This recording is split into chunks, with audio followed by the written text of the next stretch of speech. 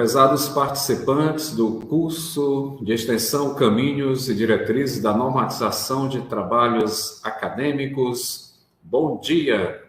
Sejam todos bem-vindos e bem-vindas a mais uma live do nosso curso de extensão. Desde já agradecemos a sua participação em mais essa live, curso de extensão que é coordenado pelos professores Wesley, professora Bartira, e organizado pela coordenação do curso de Geografia da Universidade Federal do Piauí, Centro de Ciências Humanas e Letras, pelo mestrado em Geografia, o PPGEL, da Universidade Federal do Piauí, e pelo Centro Acadêmico de Geografia, o CAGEL, UFP, e tem como objetivo discutir os procedimentos operacionais referentes aos caminhos, às diretrizes da normatização dos trabalhos acadêmicos. E na live de hoje, continuaremos a discutir o tema sobre a pesquisa qualitativa nas ciências humanas, parte 3, com a apresentação de duas temáticas importantes para o conhecimento de todos os participantes sobre a pesquisa qualitativa. Teremos a apresentação da temática Metodologias aplicadas à geografia física, com ênfase na pedologia e no geoprocessamento, que será ministrado pelo professor Dr. Gustavo Souza Valadares. E, em seguida, a outra temática relacionada à pesquisa qualitativa nas ciências humanas, a fragilidade ambiental da paisagem em bacias hidrográficas costeiras, concepções teóricas e metodológicas, será ministrada pela professora doutora Roneide dos Santos Souza. Agradecemos desde já o apoio técnico aqui conosco também, o Verlando, né, mestrando Verlando, que está nos dando esse apoio técnico no canal do YouTube do CAGEL, também a Priscila, são nossos monitores do curso de extensão, que sempre estão, juntamente com outros e outras, né, estão nos ajudando, nos auxiliando nessa parte técnica aqui do canal do YouTube do CAGEL. Então, sem mais delongas, vamos apresentar para proferir, né, essa primeira parte de hoje da live sobre a pesquisa qualitativa nas ciências humanas, parte 3, quero já apresentar, né, o professor Dr. Gustavo Souza Valadares, que irá ministrar a temática Metodologias aplicadas à geografia física, com ênfase na pedologia e no geoprocessamento. Professor Dr. Gustavo Souza Valadares possui graduação em agronomia, mestrado e doutorado em ciência do solo pela Universidade Federal Rural do Rio de Janeiro, em 2003. Atualmente é professor associado da Universidade Federal do Piauí. É professor do programa de mestrado em Geografia da UFP e do doutorado em Desenvolvimento e Meio Ambiente da UFP em Rede. É pós-doutorado, tem pós-doutorado, né, no Instituto de Geociências da Unicamp. Foi, entre 2002 e 2008, pesquisador da Embrapa na área de gênese e classificação dos solos. Entre 2009 e 2011, professor da UFC. O professor Gustavo tem experiência na área de ciência do solo, com ênfase em gênese, morfologia e classificação dos solos e geoprocessamento, atuando principalmente nos seguintes temas: mapeamento pedológico, química do solo, manejo, organossolo, geoprocessamento, qualidade do solo e aptidão agrícola, né? Aí só uma correção no breve currículo aí do professor Gustavo, que ele já concluiu, né, o seu pós-doutorado, qual eu relatei, né, que ele cursou no Instituto de Geociências da Unicamp. Então, professor Gustavo, seja bem-vindo e fique à vontade para tecer suas considerações sobre essa temática, as metodologias aplicadas à geografia física, com ênfase na pedologia e no geoprocessamento. Bom dia, obrigado, professor Wesley, obrigado, né, à organização do evento, obrigado a todos os que estão participando, né, nos assistindo nesse momento. eu gostaria que fosse já apresentado o slide.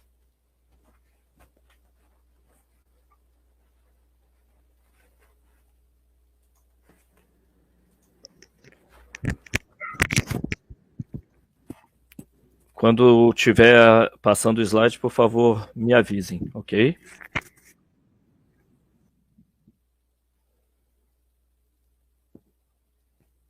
Já apareceu o slide para apresentação? Não tinha, o professor já estava apresentando já. Tá, obrigado.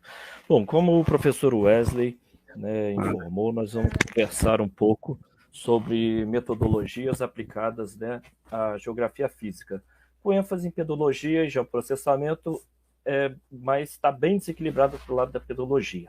Né? Nosso bate-papo aqui vai falar muito mais de pedologia do que de geoprocessamento. Tá? Em alguns momentos, pode ser que algum assunto que eu já tenha abordado volte um pouquinho, certo?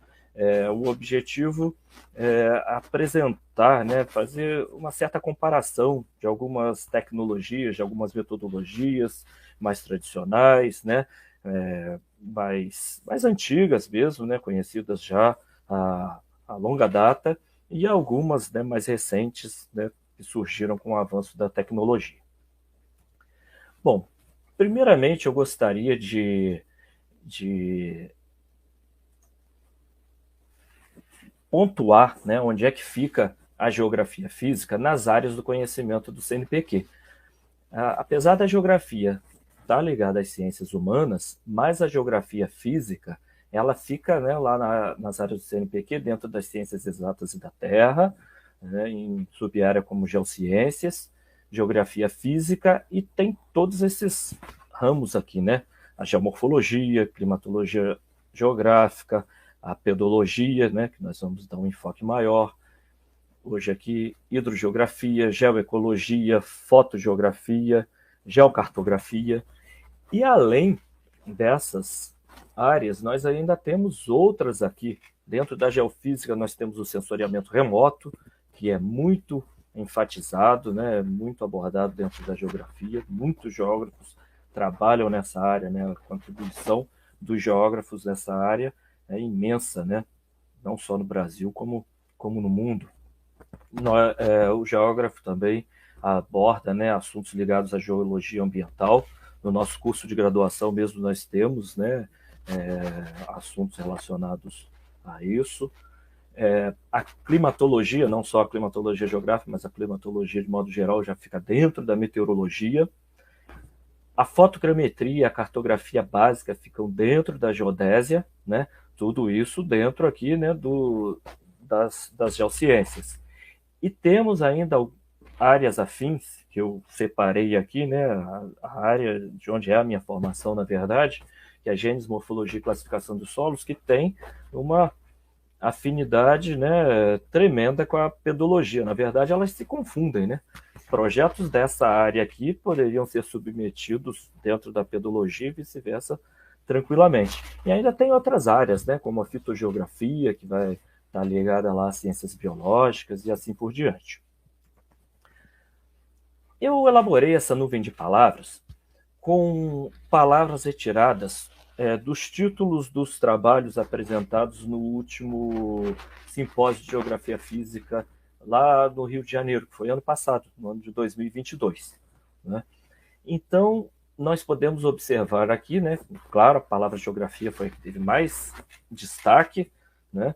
Aí tem geografia física, né, física de novo aparecendo aqui, e aí nós podemos verificar, né, que temos um ensino muito focado dentro da geografia física, temos aqui as áreas de geomorfologia, de pedologia, uma área, né, tem sido muito estudada aqui no Piauí, que é a área de geoconservação, geodiversidade, está por aqui. Né? Então, a questão do planejamento, das mudanças, né, da dinâmica, não aparece muito aqui a palavra dinâmica, apareceu mais como mudanças, mas estão relacionadas à variabilidade, às questões socioespaciais, à importância climática, né? como foi no Rio de Janeiro, apareceu a palavra rio, a gestão, né, a gestão ambiental, a gestão agrícola também está relacionada à geografia. Nós estamos na década dos oceanos, então a palavra costeira e marinha apareceu com grande importância também. Os desastres, aqui de novo, voltado ao ensino, à educação. Então, vocês podem perceber que a geografia física, ela é muito aplicada, né? Ela tem pesquisas básicas, mas ela é muito aplicada ao planejamento, à gestão ambiental e à preocupação, né, com as mudanças climáticas e as dinâmicas que vêm ocorrendo no planeta Terra. Bem, então, como eu comentei no início, né, se fosse falar de metodologia em geografia física, são necessários muitos especialistas de várias áreas, né? São muitos métodos, muitas técnicas. A minha formação é pedologia, então eu concentrei, né, esse assunto na pedologia e vai ser abordada alguma coisa também ligada ao geoprocessamento, que é a ciência da informação geográfica, né? E a pedologia é a ciência que estuda os solos. Bom, vamos iniciar aqui, já que é metodologia de trabalho, em que locais, né, nós costumamos trabalhar? Quem atua, né, dentro da geografia física, qual é o ambiente de trabalho? Esse ambiente de trabalho pode ser um escritório, né, utilizando o computador, utilizando impressora, mesa. Podem ser laboratórios, como um laboratório de geoprocessamento, de geomática, de geotecnologia, terminologia, né, que acharem melhor. Pode ser um laboratório de análise química de solo, já que o enfoque aqui forte é pedologia. Aqui nós temos, né, um laboratório de solos, aqui já um laboratório mais na linha de mineralogia, de geologia, né, com microscópios, com lupas, com amostras aqui, né, de rochas e minerais. Podem ser trabalhos de campo, tá? Seja um ambiente, né, mais voltado ao interesse turístico e de preservação, seja a área de produção agrícola, do agronegócio, sejam estudos, né, em áreas degradadas ou em processo de degradação. Essa fotografia aqui é da região de Gilboés. E aqui, né, um perfil, né, de solo, né, uma etapa também realizada em trabalhos de pedologia, em trabalhos de campo. Então, os ambientes em que nós podemos trabalhar são vários, né? Talvez eu não tenha conseguido falar de todos aqui. Bem, no escritório, o que um geógrafo, né, da área física pode fazer? Ele pode fazer trabalhos de revisão de literatura, em livros, em artigos, em manuais, mapas, relatórios, teses e outros, né? No computador, pode fazer consultas, leituras, redação, analisar dados, né? A parte da geografia física tem uma parte de análise de dados muito importante, uma parte mais quantitativa, né? Muitas vezes. Mapeamento de forma digital, né? Uso de SIG para geoprocessamento, para análise espacial de dados. Planejamento ou organização dos trabalhos de campo, das viagens de campo ou de trabalhos em laboratório e outras atividades que podem ser aí desenvolvidas, né? O trabalho também com fichas ou formulários, né, da elaboração, interpretação, transposição de dados que podem ter sido coletados dessas fontes aqui, citadas anteriormente, ou citadas no próprio trabalho ou coletadas no próprio trabalho de campo, informações obtidas lá no campo. Pode-se trabalhar com tablets ou smartphones, passando informações, né, para esses meios, como, por exemplo, mapas digitais. Eu trouxe aqui como exemplo o aplicativo, o app Avenza, em que nós podemos gerar um mapa no formato PDF, um mapa geocodificado, adicionar a esse aplicativo e, quando for a campo nós temos ali, né, a localização da área e o aplicativo mostra onde é que nós estamos. Ele usa o GPS do smartphone ou do tablet e coloca ali a nossa localização. Então é uma ferramenta, né, muito útil também. Reuniões ligadas aos projetos de pesquisa e assim por diante. Nos laboratórios de solos, várias análises podem ser realizadas. Análises químicas como o pH, teor de nutrientes, né? Aqui eu citei alguns só, né? Alguns macronutrientes. Teores de elementos, né? Importantes também na pedologia, como o sódio e o alumínio, que não são exatamente nutrientes, né? Podem ser, na verdade, até negativos, né? Sua presença em altas quantidades nos solos. Análise de carbono, a CTC, que é a capacidade de troca catiônica dos solos, que está muito relacionada à sua fertilidade química, estudos com elementos tóxicos e outros mais, né? Na parte física, pode-se fazer análise granométrica, que é uma relação, né, das frações mais grosseiras, como cascalho, e a terra fina, que é a areia, silt e a argila, né? Condutividade elétrica, densidade do solo, porosidade e várias outras análises que podem ser realizadas.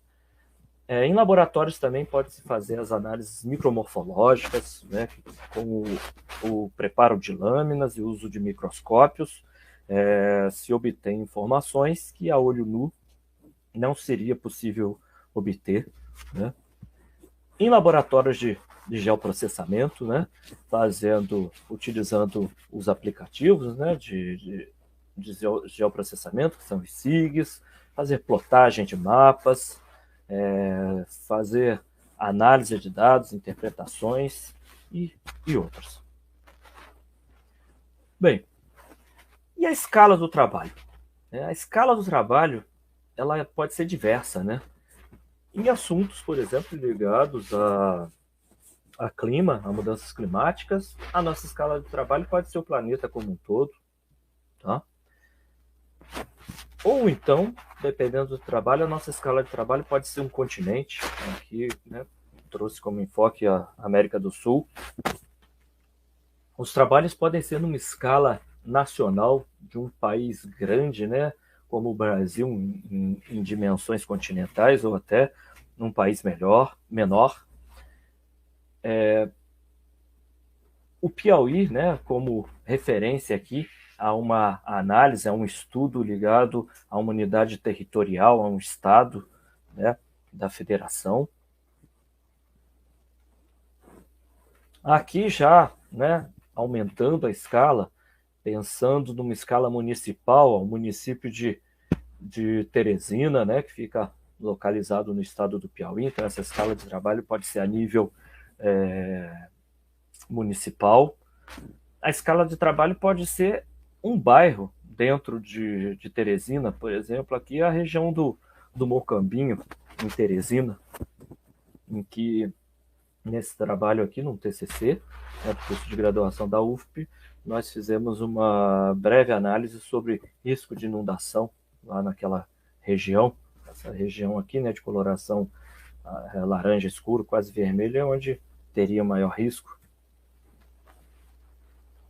A unidade de trabalho podem ser bacias hidrográficas. Aqui, a bacia, né, do Rio Paranapuju, no sertão central do Ceará, que também foi enfoque de uma pesquisa de mestrado, né, de um projeto maior, na época financiado pela Petrobras, ligado aqui também à UFP. Aqui um estudo em uma área experimental da Embrapa Uvivinho em Bento Gonçalves.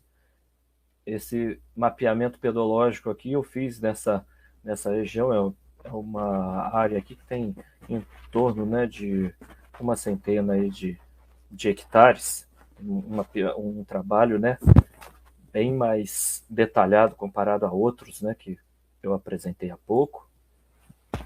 E essas escalas podem ser ainda maiores, né? Podem ser muito mais detalhadas. Aqui à esquerda, né, num aumento de escala horizontal. Aqui, se observarem aqui, né, essas unidades estão em metros. Desse ponto até esse ponto são 40 metros. Desse ponto a esse ponto, cada marca dessa aqui tem 20 metros. Então, aqui foram coletadas 100 amostras de solo para se fazer a distribuição espacial, né, dos teores de carbono orgânico total, de uma fração do carbono orgânico que é chamada de umina, aqui já de uma fração do carbono chamada da fração ácido úmico, aqui já a fração ácido fúlvico. Então, esse carbono total, em laboratório, né, foi separado em diversas frações e esses dados foram espacializados aqui nesse projeto né, nessa pesquisa. Na época, essa pesquisa aqui era do professor da Federal do Ceará. Foi um trabalho que eu orientei no mestrado lá em solos e nutrição de plantas, né? Um mestrado em agronomia de lá. Tá? Então, por trás disso aqui tem diferentes métodos de interpolação. Esse método aqui mesmo do carbono orgânico total, nós tivemos que usar o método inverso do quadrado das distâncias. Os outros aqui, já houve uma dependência espacial bem característica, nós já utilizamos a krigagem, né, que é um método paramétrico, já é um método que é bastante adequado para os estudos de solo. Aqui, os dados não foram adequados a esse método. Então, por isso a importância, né, de se investigar, de se analisar e de avaliar o método mais correto, mais adequado para se fazer o trabalho. Bom, essas escalas também podem ser numa dimensão, né, vertical, podem ser na vertical, como por exemplo aqui, eu peguei a foto de um perfil de solo, né, tem uma trena aqui ao lado, né, esses valores aqui que vocês podem observar, 1, 2, 3, 4, está em decímetros, tá certo? E aqui nós vamos ter diferentes horizontes do solo. Nesse caso aqui nós temos um planossolo nátrico da região litorânea do Piauí, do estado do Piauí. Então aqui a gente tem um horizonte A, um horizonte E de aluviação, e vem aqui o horizonte B, né? Podem observar vários estratos aqui, várias cores, porque a natureza desse material é uma natureza aluvial, né? Foram depósitos aluviais. Primeiramente, esse solo, né, era um solo flúvico, e com o avanço pedogenético ele foi, né, se transformando e acabou se transformando num planossolo nátrico. Tá? Os teores de areia aqui são muito mais elevados na parte superficial do que aqui na parte subsuperficial. Tem camadas dessa aqui de baixo que quase não tem areia. O teor de areia é muito baixo, que os teores de argila e de silt é que são mais elevados. E utilizando novamente o método da krigagem, aqui à direita, nós fizemos a espacialização em um perfil de solo, que não é esse aqui que está na fotografia, tá? Dos teores de carbono orgânico total. Então, ó, os teores de carbono orgânico estão aqui por volta de 3 gramas por quilograma, né? Eles são mais ou menos estáveis aqui, até por volta de 50 centímetros, eles se reduzem, se estabilizam aqui por volta de 80, 100 centímetros, onde nós percebemos que tem uma descontinuidade litológica aqui, havia uma paleossuperfície aqui nessa porção, né? Houve uma deposição de sedimentos lacustres dessa parte aqui de cima, e daqui para baixo é um outro material, um pouco diferente, em que tem mudança no teor de carbono orgânico, e não está aqui apresentado, mas também mudança na sua granulometria. Então vejam, né, que a gente pode partir de uma escala planetária, nos estudos de geografia física, até a escalas, né, de alguns metros e até a escala de centímetros. Essa escala que está aqui do lado é centímetros. Isso aqui foi coletado até cerca de 2 metros de profundidade, são 200 centímetros. Então, essas escalas, né, podem variar muito. Tá? E os níveis de aquisição dos dados? Os níveis de aquisição dos dados vão variar, né, de acordo com o trabalho que vai ser executado. Esse nível de execução pode ser de aquisição, pode ser lá do espaço, né, como, por exemplo, um satélite orbital a mais de 700 quilômetros de distância da superfície do planeta, ou um ônibus espacial, tá? A grandes distâncias também do planeta. Aqui está se falando em até 575 quilômetros. Tá? É bem distante quando comparado a um avião, que pode estar a uma altitude de 10 a 12 quilômetros ou menor, até por volta de 1.000 a 3.000 metros de altitude. Helicópteros, né? Tirando o registro, a altitudes ainda menores do que aeronaves, drones, né? Também a altitudes ainda menores, e ainda essas aquisições podem ser a nível de solo mesmo, como aqui, né? Um equipamento que está num tripé, ou um equipamento que está sendo transportado, no caso aqui, por um trator, né? Aqui tem sensores acoplados a essa barra aqui, o veículo vai se deslocando e vai coletando informações, né? Aqui um nível, né, de grande detalhe de informação. A plataforma, né, que leva esses sensores pode ser uma caminhonete, né?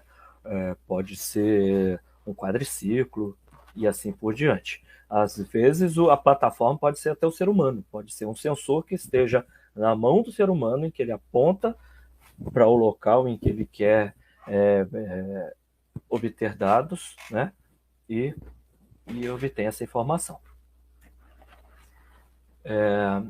Isso para ilustrar, né? Eu dei um enfoque aqui um pouco maior, né, nos drones que estão sendo cada vez mais utilizados.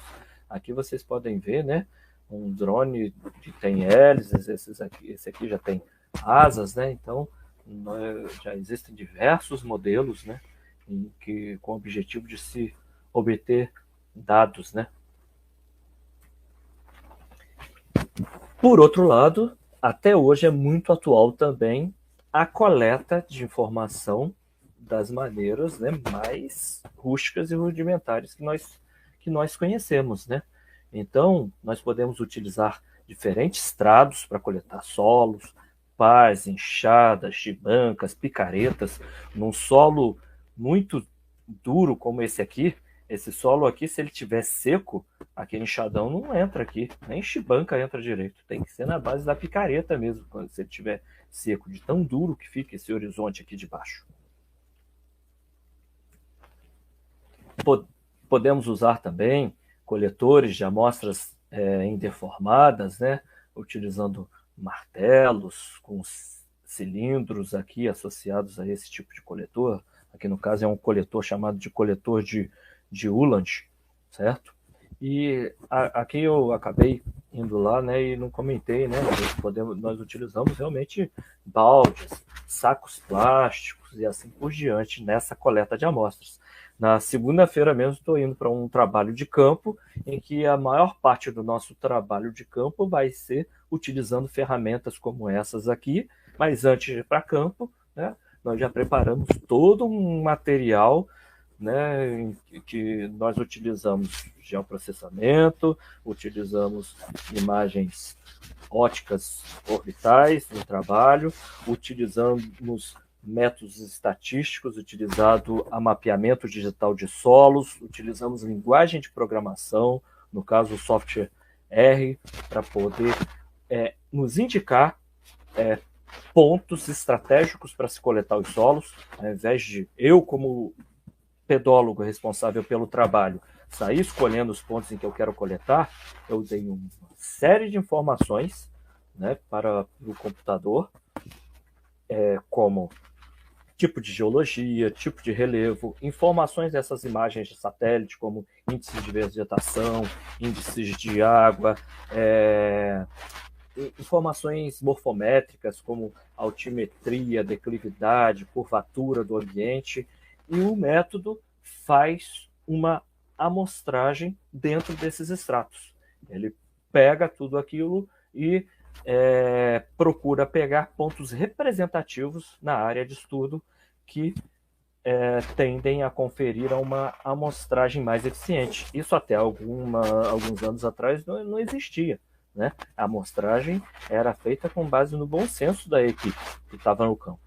Agora a gente tem como utilizar, né, métodos em que essa minha amostragem pode ser mais eficiente e não seja, né, induzida pela minha experiência ou até por alguma coisa que eu esteja conseguindo perceber no campo, né, que o pedólogo esteja conseguindo perceber no campo ou não esteja conseguindo perceber.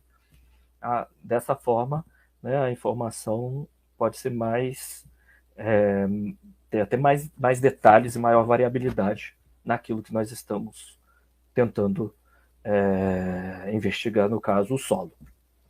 Tá? Temos outros tipos de amostradores. Esse amostrador aqui, ele tem 1 quilo de nome, né? Desculpe a brincadeira, mas é um nome muito grande, então eu resumo ele para trás do russo. Ele é um tipo de amostrador muito adequado para solos hidromórficos. Muitas vezes esses solos estão saturados por água, às vezes a gente pisa na lâmina da água para coletar. Ele serve para coletar solos, para coletar sedimentos, para coletar turfas, né, que são materiais com altos teores de material orgânico. Então, ele é um meio cilindro em que a gente insere isso no solo, a gente gira ele e essa amostra vem indeformada. Então, aqui eu posso utilizar esse material tanto para calcular, né, para estimar a densidade, como para fazer qualquer outra análise, como aquelas que eu mostrei para vocês antes, né?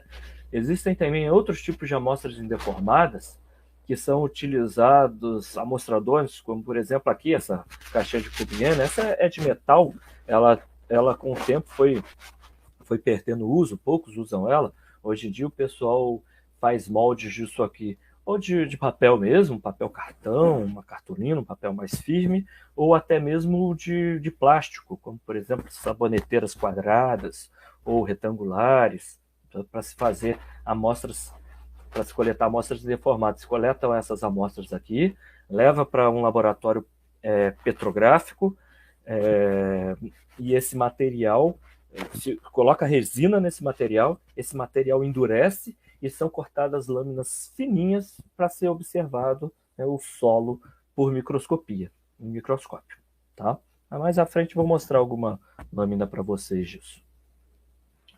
Bom, então, só nesses momentos iniciais da minha fala, vocês já perceberam, né, a quantidade, né, de níveis tecnológicos, a inovação que vem ocorrendo, né, e isso atendendo a diversas aplicações. Então, nós temos uma infinidade de métodos, técnicas e ferramentas com os mais diversos níveis tecnológicos. Tá?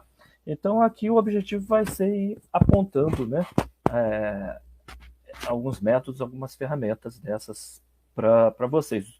É longe, né, da intenção nossa, em menos de 2 horas, querer esgotar esse assunto, né?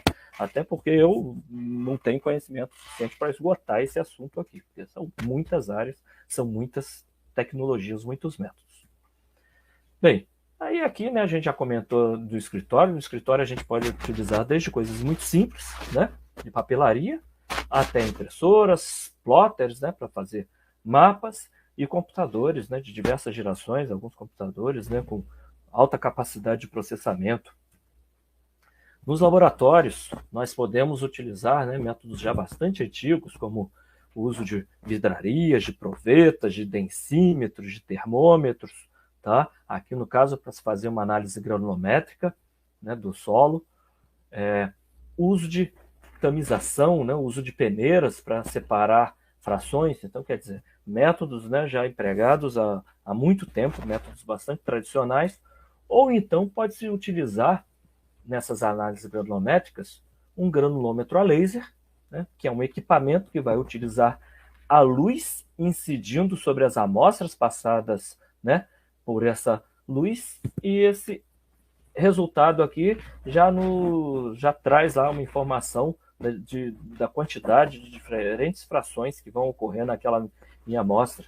Então, a automatização de processos como esse aqui, né, pode reduzir muito tempo de uma análise e, em vários casos, pode até vir a aumentar muito a precisão dos resultados. Né? Aqui pode se programar e coletar diversas frações que, de repente, no laboratório você não tem as peneiras exatamente daquele diâmetro, ou dependendo do tamanho da fração, o método pode ser bem trabalhoso. Esse método aqui, por exemplo, é baseado em tempo de sedimentação. Então tem uma formulazinha que usa a temperatura que está essa água aqui, né? Dependendo do caso, pode-se utilizar o densímetro ou não. Isso aqui pode ser pipetado, uma coluna, levado para a estufa, secar na estufa, levar para a balança, pesar isso, né? Sendo que aqui, num granulômetro a laser, isso pode ser muito mais rápido, muito mais acelerado esse resultado.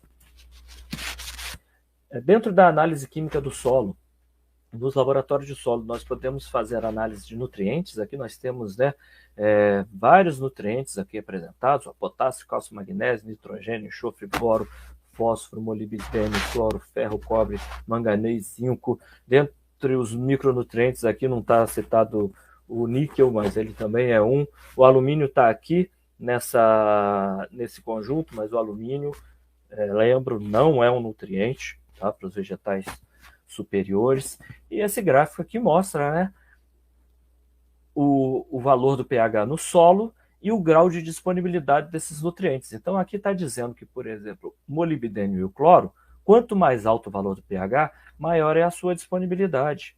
Já ferro, cobre, manganês e zinco reduz a disponibilidade com o aumento do pH. Tem maior disponibilidade nos valores de pH mais baixos, tá? O cálcio, magnésio, potássio vai aumentando a sua disponibilidade até por volta de 5,5 pH, depois ela se estabiliza. Já nitrogênio, enxofre e boro vai aumentando a disponibilidade aí até por volta de 6, e essa disponibilidade acima de 7,5, 8 começa a se reduzir. O fósforo já tem uma maior disponibilidade numa faixa mais estreita, ó, em torno aí de 6, 6,5, 7 de pH, tá? Então, esses também são métodos que são empregados dentro da ciência do solo, né, para se pesquisar, para se investigar os solos aqui com um enfoque muito voltado, né, à fertilidade química do solo, à qualidade do solo. Tá? Podem ser investigados, né, metais tóxicos, elementos tóxicos, metais pesados. Aqui, né, tá em destaque aqui em preto aqueles. Alguns desses vocês percebem que também são nutrientes, ó. Ferro está aqui, manganês está aqui, zinco, cobre, né? E eles estão aqui também. Então, a faixa entre níveis ideais de disponibilidade para as plantas e os níveis de toxidez, dependendo do alimento, pode ser muito tênue, tá?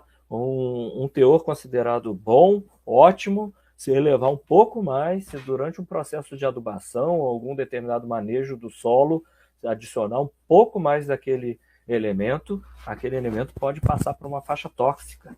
Então, todo esse aqui é um mundo, né, de pesquisa muito feito dentro da ciência do solo. A parte de fertilidade do solo é a que costuma ter maior quantidade de trabalhos publicados em eventos, né, e trabalhos publicados também em revistas. Então, esse aqui é um mundo imenso ainda, tem sido explorado e tem muita coisa a se explorar ainda, né? Então, dentro, né, desses métodos mais tradicionais, tem medição, pesagem, aqui faltou um R agora que eu vi, me desculpem, filtragem, né, ou filtração, titulação, em que isso aqui é quantificado, né, por meio de uma bureta. A gente vai gotejando o líquido aqui. Quando isso aqui muda de cor, aí a gente identifica, né, aqui uma análise de carbono orgânico. Isso aqui está uma coloração, né, vai virar de coloração. Aqui já é um método, né, que já é utilizado há várias décadas, né, por absorção atômica, em que o nutriente está dissolvido, o elemento, no caso, está dissolvido aqui, a água está em solução, tem um canudinho aqui com um compressorzinho que aspira isso. Esse material é queimado dentro de uma câmara. Durante a queima, luzes, né, radiação é emitida e o equipamento consegue captar essa radiação e transformar isso em quantidade do elemento que vai ter presente ali na amostra, tá? Por trás disso aqui tem computação, tem automação, tem toda uma linha de tecnologia associada. a parte da colorimetria, que usa os espectros, né, das cores para se fazer análises. Aqui, por exemplo, nós vemos aqui uma coloração mais violeta, uma mais vermelha. Isso aqui vai estar relacionado ao teor de um determinado elemento. Aqui em tons de amarelo, quanto mais amarelo aqui, tende a ter mais de um determinado elemento. Um elemento, por exemplo, que a gente costuma analisar nessa faixa aqui do amarelo é o boro. Tá? Teores mais baixos, menores teores, cores mais escuras, maiores teores. Então você coloca aqui no aparelhinho, você tem uma curva, e com essa curva você consegue definir qual é o teor de acordo com a quantidade de luz que foi absorvida ou refletida aqui nesse, né, que esse aparelho vai quantificar. O fósforo, a gente faz muito essa análise. O fósforo já fica na faixa do azul, a coloração que a gente analisa. A gravimetria, aqui um forno Mufla, em que dentro desses cadinhos de porcelana você coloca uma amostra, aquece isso a determinadas temperaturas, e parte desse material que fica, você pesa e faz associação. Aqui, por exemplo, está falando em análise de ferro. Aqui no laboratório da UFP, a gente já fez análise de carbonatos, de matéria orgânica, associada a esse método aqui. Tá? Aqui eu trouxe imagens, né, de balanças, desde as balanças mais antigas, né, até as mais atuais, que são aqui uma balança analógica, aqui uma balança já digital, eletrônica. Tá? Na verdade, né, é um computador que tem aqui por trás, em que ela, quando calibrada, é muito mais eficiente, muito mais fácil, muito mais rápida de se utilizar. Aqui um equipamento, esse equipamento eu nunca vi ao vivo, ele se chama Libs, tá? É um método, né, extremamente interessante, faz vários tipos de análise, pode fazer análise agronométrica, pode fazer análise química de vários elementos, tá? No caso, esse aqui é um equipamento que tem na Embrapa de São Carlos, né, no interior de São Paulo, em que a amostra é adicionada aí e, né, de maneira muito eficiente se obtém o resultado sem gerar produto tóxico. Numa análise como, por exemplo, essa aqui nós utilizamos dicromato de potássio, tem o crômio é um elemento tóxico. Então isso é um passivo, é um resíduo que é gerado ali durante essa análise, tá? Que nesse método aqui, esses impactos são menores. Tá? O princípio dessa máquina está aqui, ó. Tem fonte de energia, né, ligada ao computador, ligado ao próprio aparelho. O laser é emitido, né, passa por uma lente, né, a amostra, né, ela é estimulada, desculpa, estava me falhando a palavra, ela é estimulada, né, por essa laser. Aí esse resultado é captado, passa por outras lentes, é captados aqui, né, por um espectrômetro, e esse espectrômetro, que é energia também, radiação que vai ser emitida dessas interações aqui, né, de acordo com o tempo, ele vai sair lá no computador o resultado dos elementos que está querendo se investigar. Então é um método, né, extremamente moderno e eficiente. No material que fala desse equipamento aqui, fala que ele pode fazer 1.500 análises por dia. Então olha como se automatiza e se aumenta a eficiência, né, das análises. Falando um pouquinho em determinação da água no solo, nós podemos ir lá no campo, coletar uma determinada quantidade de amostra, né? Peso essa amostra úmida, certo?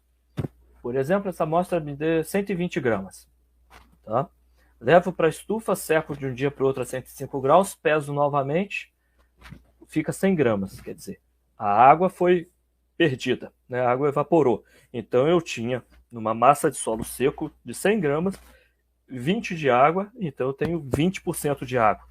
Então esse é um método, né, que eu preciso ir lá no campo, coletar, levar para o laboratório, né, na melhor das hipóteses, de um dia para o outro eu consigo ter esse resultado. Mas existem métodos atuais, tá, que tem também suas limitações. Aqui no ar, por exemplo, temos aqui um tensiômetro, tem uma cápsula porosa aqui, né, que de acordo com a tensão da água no solo, a pressão, né, da água no solo, tem aqui um medidorzinho, que pode ser assim analógico, ou pode ser simplesmente uma coluna de mercúrio, também pode-se utilizar colunas de mercúrio para se fazer isso aqui, tá? Essa medição, e a gente vê instantaneamente a quantidade de água no solo que tem. Que tipo de limitação ele pode ter? Se o solo estiver muito seco, pode ser que essa cápsula não funcione. Então, ela só vai funcionar numa determinada faixa de umidade. Em áreas que são irrigadas, isso aqui é muito eficiente. Mas, por exemplo, no semiárido, no período seco, a gente não vai conseguir avaliar nada, não vai conseguir ver. Aí, de repente, esse método aqui vai ser mais eficiente, né? O da granulometria. A gente vai coletar e a gente vai saber quanto de água exatamente tem lá. Tá? E tem outros métodos que se utilizam, né, de constantes elétricas, né, da constante dielétrica, da resistividade elétrica, de impedância, e esses métodos também, né, fazem relação com a quantidade de água no solo. Para isso, é claro, precisa-se de calibração, né? Você não consegue chegar, colocar em qualquer solo, isso aqui já vai ter exatamente a quantidade de água que tem naquele solo. Se o solo for mais argiloso, mais arenoso, tiver uma quantidade maior de ferro ou de matéria orgânica, então você tem que ajustar, tem que calibrar para esses diferentes solos que fosse trabalhar. Tem um método também, que é um método radioativo, né? Portanto, exige alguns cuidados maiores, porque essa radioatividade, né, pode causar algum dano à saúde, que é como a sonda de nêutrons, em que se faz um furo, né, aqui no solo.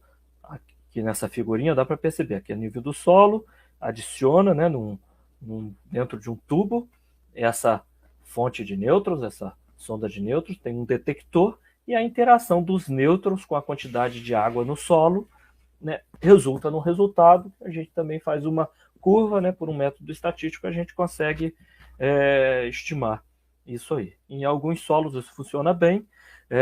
Uma vez, há muitos anos atrás, quando eu fazia doutorado, eu fiz um curso para usar esse método. Aí o professor lá do curso até comentou que uma vez ele trabalhando com solos originários de basalto, com altos teores de ferro, esse resultado não foi muito interessante. O método não foi tão eficiente pela experiência que ele tinha tido. Nos nossos solos lá, que eram solos assim, de textura média, arenosa, com muito teor de quartzo e de caulinita, o método funcionava muito bem. A cor do solo, né, que é um atributo morfológico.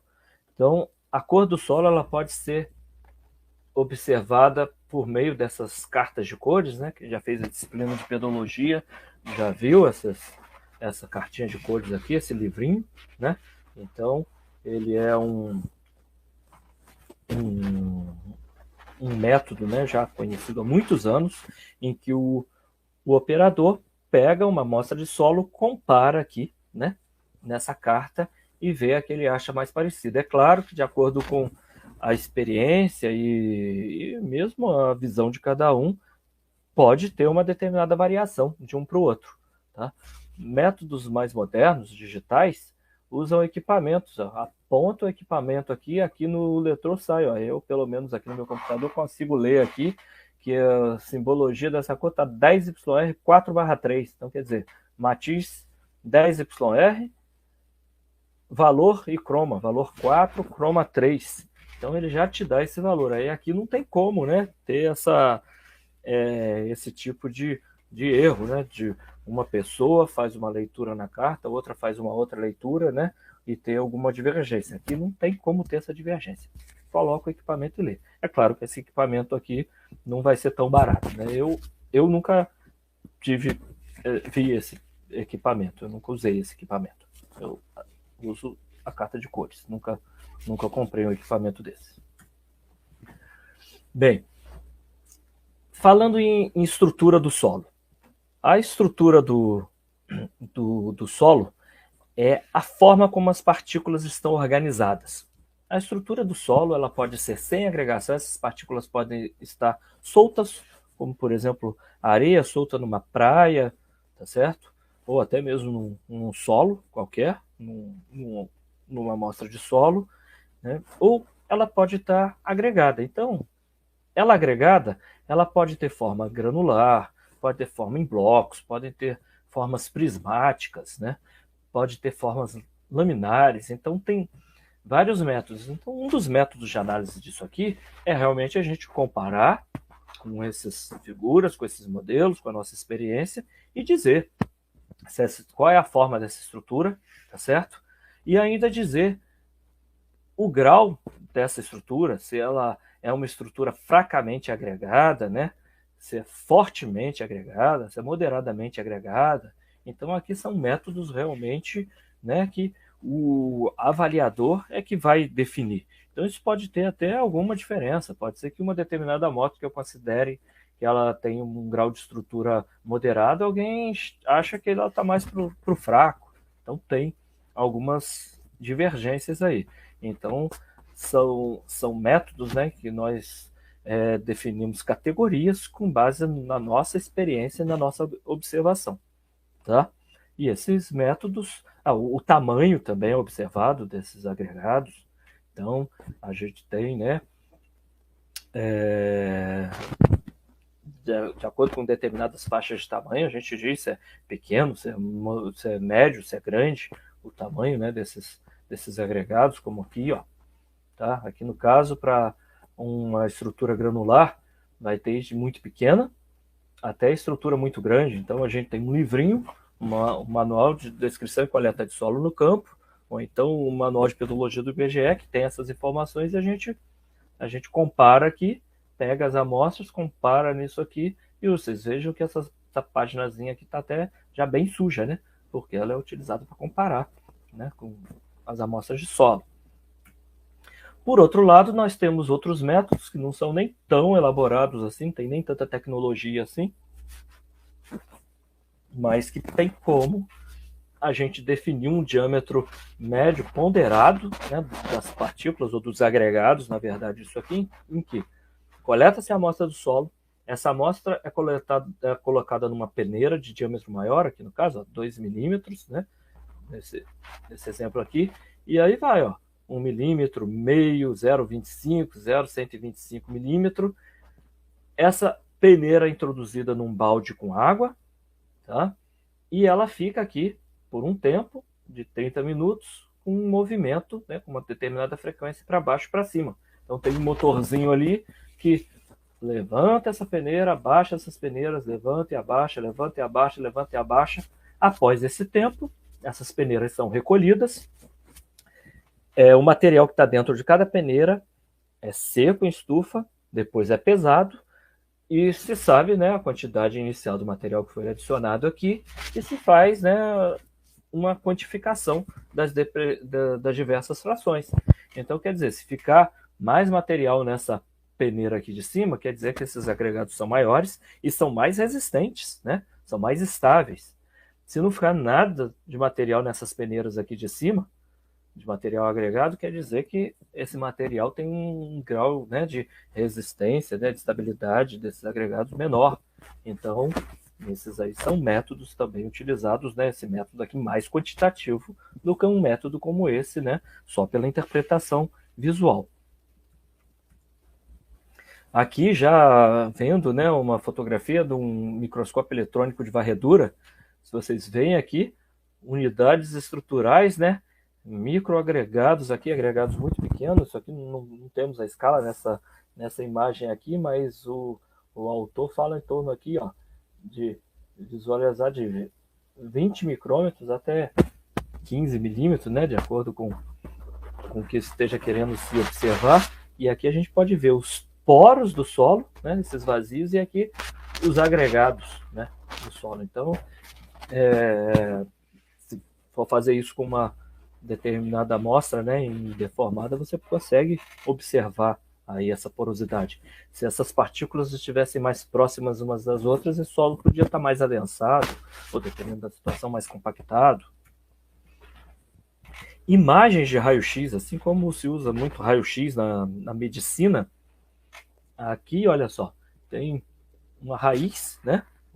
O córtex de uma raiz a gente consegue perceber nitidamente, e aqui a gente consegue ver, né, partículas do solo, os poros aqui, ó, grãos de minerais, né, esses branquinhos aqui, ó, né, são grãos de minerais lá, o solo, a forma aqui, ó, ele chamou aqui nessa de crack, né, mas algumas câmaras, tá vendo, no solo, né, algum poro mesmo maior que está aqui no solo, que foi conseguido observar por meio desse tipo de imagem aí. Então, quer dizer, usando a tecnologia, né, para se observar, né, para se investigar porosidade, agregados e assim por diante. A tomografia também pode ser utilizada para isso. Nessa imagem aqui da esquerda, nós temos um solo que nunca foi mecanizado, né, que não sofreu compactação. Então, esses volumes, vou chamar assim, em azul, né, a gente percebe que é uma figura em 3D, são os espaços porosos aqui, canais, câmaras e assim por diante que nós podemos observar, tá? Nessa imagem aqui. Já aqui, ó, um solo mecanizado por 14 anos, dessa camada para baixo a gente quase não consegue ver muitos canais e câmaras, uma quantidade muito menor. Quer dizer que essa faixa aqui do solo está compactado, né? Muito provavelmente chamado pé de grade. Os arados, as grades passam nessa camada aqui mais superficial, por isso ela está tão porosa aqui, né? Mas daqui para baixo eles não atingem, e com o próprio peso desses implementos que vão passando aqui, essa camada aqui de baixo vai ficando mais compactada. Então, por meio de um método como esse, a gente pode analisar isso aí. Isso pode ser analisado, né, por vários outros métodos, por coleta de densidade, por penetrômetros e assim por diante. A consistência, né, a textura do solo, quem avalia isso mesmo na palma da sua mão, entre o seu polegar e o indicador, de acordo com o tato. Se uma amostra é mais pegajosa, né, uma amostra mais argilosa tende a ser mais pegajosa, uma amostra mais arenosa tende a ser mais áspera. Então, com base nisso, o avaliador pode definir, né, se um solo é mais arenoso, mais argiloso, mais siltoso. Claro que ele vai ter ali uma margem de erro, mas confundir um solo arenoso com um solo argiloso, né, é complicado, é um erro muito grande. Então, é possível se fazer a resistência também desses agregados nos nossos dedos, né, para se avaliar a consistência. Então, se pressiona isso entre o polegar e o indicador, e com base nisso, né, se considera se o material estiver seco, se essa amostra é macia, se ela é solta, se ela é dura, se ela é muito dura, e assim por diante. Tem materiais que a gente só consegue quebrar com o uso do martelo. Outros materiais a gente consegue quebrar na mão, mas tem que fazer muita força. Outros materiais já são completamente soltos aqui na mão, né? Um material, uma areia seca, solta, você abre os dedos, ela escoa entre os seus dedos, né? E aqui, para se avaliar a plasticidade, faz uma cobrinha como essa, se essa cobrinha aqui, né, se girar aqui sem quebrar, quer dizer que o material é muito plástico. Se ela tiver só algumas trincas aqui, o material é plástico. Se você não conseguir dobrar ela se desfazer, esse material pode ser não plástico, de repente ligeiramente plástico. Se eu nem conseguir fazer essa cobrinha, o material é não plástico, né? Então esse material a gente faz mesmo, né, molda, né? Como criança brincando, né? Com terra, com massinha, tá certo? Como se fosse fazer uma cerâmica, e trabalha isso na mão. Então, são métodos que já são utilizados há muito tempo e são atuais. A gente utiliza isso ainda até hoje. Tá? Aqui, já alguns métodos também muito mais antigos, que são muito empregados na área de física do solo, na área de engenharia geotécnica, de geotecnia, geólogos, engenheiros civis usam muito esse método, né, para se calcular, né, infraestruturas de obras, estruturas de obras. Então, esse material é umedecido, é molhado, é feita uma pasta mesmo, essa pasta é adicionada nesse equipamento aqui, Esse equipamentozinho tem uma manivelainha que você gira, então você gira isso aqui um determinado número de vezes, de acordo com o movimento desse material aqui, ó. De acordo que você vai girando, ele vai se movimentando, né? Aí se tem os índices de liquidez, de plasticidade, isso é interpretado, né, por meio dessas tabelas aí que são fixos. Uma amostra não plástica vai ter um índice 0, né? Já uma altamente plástica maior do que 15. Então aqui só para mostrar, ó, num gráfico, de acordo com a umidade, né, o solo pode estar quebradiço, pode estar plástico, e estar acima de um ponto ele fica líquido, né? Porque aqueles deslizamentos que ocorreram recentemente no litoral de São Paulo, atingiu aqui esse limite de liquidez. A quantidade de chuva foi tão grande, o solo, a chuva já vinha há vários dias, né? O solo já estava muito molhado, saturou demais, atingiu esse índice de liquidez e esse material sofreu, né, aquela erosão, realmente movimentos de massa, né, que causa muitos danos econômicos e também, né, perdas de vidas, né, se tiver alguma pessoa ali, se tiver edificação. Então, por isso que esse tipo de análise é tão importante para a área de engenharia geotécnica. Aqui, por exemplo, essa figura eu peguei só para ilustrar. Suponhamos que precisamos, né, fazer a amostragem e avaliar a compactação do solo em vários desses pontos aqui. Tá? Essa aqui é uma área experimental da Apta Frutas de São Paulo. Né? É um órgão ligado ao governo do estado de São Paulo, ligado à pesquisa agropecuária. Anos atrás, quando eu ainda era da Embrapa, eu fiz um estudo lá nessa área. Tá? Então, para essa amostragem nós podemos utilizar, né, no caso da compactação, um amostrador desse aqui de impacto. Isso aqui realmente, quem está trabalhando, não sei se vocês conseguem enxergar essa figurinha, mas vocês veem que tem uma pessoa ajoelhada aqui no chão. Você se agacha, levanta esse peso aqui até aqui e solta, né? Essas medidas aqui são definidas, são determinadas. Então, a cada número de impactos, tem uma haste pontuda aqui, né, que vai descendo, você vai medindo a cada número de impactos quanto esse material penetrou o solo mais compactado. Você vai ter que dar maior número de impactos, solo menos compactado, menor número de impactos, certo? Mas isso também tem umidade que interfere nesse resultado. Se o solo estiver mais molhado, claro que essa haste vai entrar mais fácil. Se o solo estiver mais seco, a haste vai entrar mais difícil. E não existe uma fórmula, uma regra única para se padronizar isso. Então é um método que, né, tem muita interferência pela umidade. Assim como todos esses outros aqui, a umidade vai interferir. Mas aqui já é esse penetrômetro de impacto, esse penetrômetro analógico, em que vai ter uma mola aqui, em que faz a força de acordo com a resistência à penetração da haste. Isso vai sendo marcado aqui, ó, analogicamente, né, nesse reloginho aí. E quanto maior a resistência, né, mais alto esse reloginho vai marcando, tá? Fazem o mesmo efeito, tá? Em alguns casos, se o solo for duro demais, esse aqui você não vai conseguir usar. Você vai morrer de fazer força ali, né? Pode até empenar o equipamento e não vai trabalhar, tá? Aí, às vezes você tem que recorrer a esse. E tem uns métodos totalmente automatizados, né, georreferenciados.